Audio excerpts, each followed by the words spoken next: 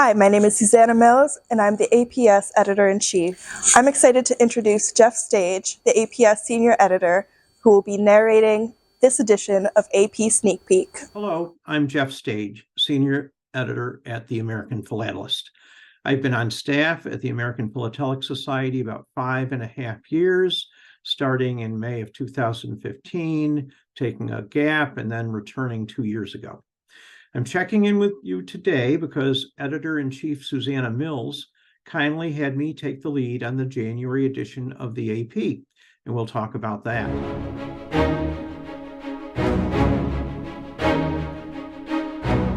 The January issue is actually all articles that Jeff Stage really enjoyed and wanted to put into his issue.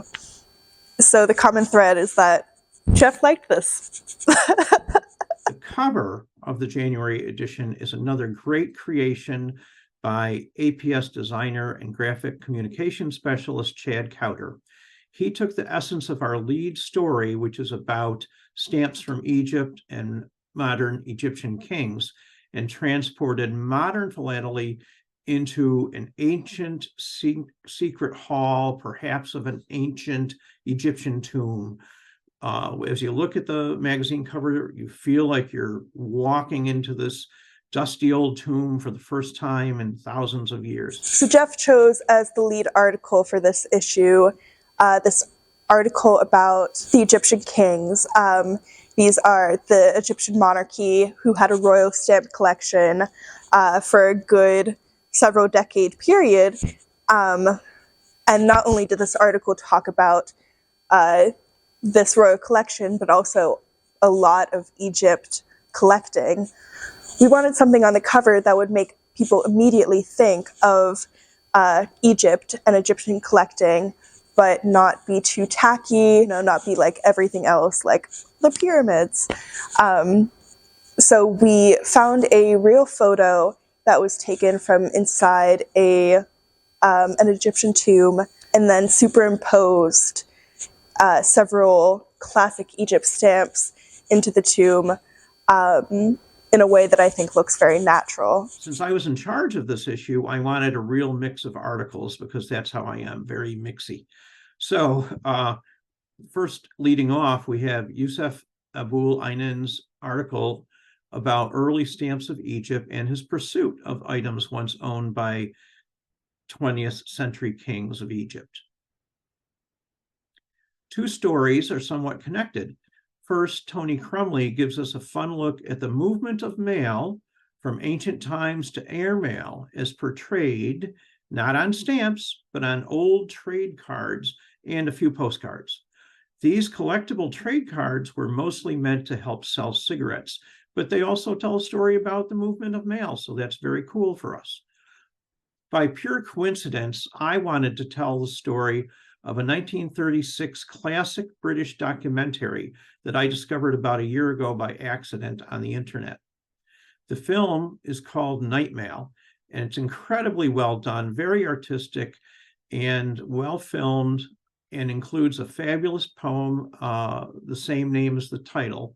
And the poem was written on consignment by W.H. Auden, a very prominent poet of both America and Britain of the time in the 30s and 40s and 50s. The movie's well worth a look and listen, especially for those of us who really like mail and we like trains. So this issue is a sad day for the APS because it marks the very last column written by Bob Lamb. He was a U.S. ambassador for many years. After that, he became the APS executive director. And after that, he wrote the column Worldwide in a Nutshell for many years. I think the count came to 191 total columns that he wrote for us. And these have been some of the most beloved things that we publish in the AP for so long. Bob, we're really going to miss you. But actually, we won't really miss you because you live in the area, you're going to be in here with us. And Bob has assured me that we won't have long to miss him because he has a couple articles he's planning on writing, and we're actually working with him to publish a full book of all of his worldwide in a nutshell columns. So it's not over. You're still going to see Bob, and we'll still have the joy of working with him. Did you ever wonder where words come from? If so, Alex Gundel has a story just for you. It's all about the word aerogram, and he explains his research on how this word came into being for a mail service. Another story we have is from Rave Vora, who offers a short Civil War era article based on a cover and letter about the war era draft. And the letter is from Assistant Secretary of State Frederick F. Seward. He is the son and assistant to his father, Secretary of State William F. Seward. And this was a natural pick for my lineup, as the Seward estate is in Auburn, New York, just about 30 miles west of my home.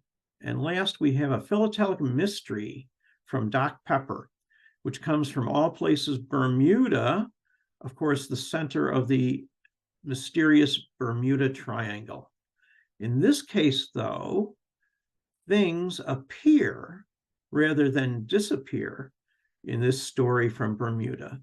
And Doc is curious where this mysterious thing came from.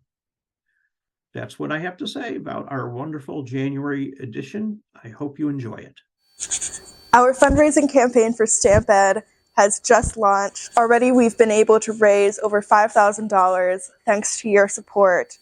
If you can donate, if you believe in the mission of Stamp Ed, the magazine, the fact that we are trying to reach out to a brand new audience that we've really never reached before, if you believe in that mission, please consider donating. The link is here. And even if you can't donate, there are so many different ways you can support us that don't require donation. Word of mouth is so important to us as we launch the project.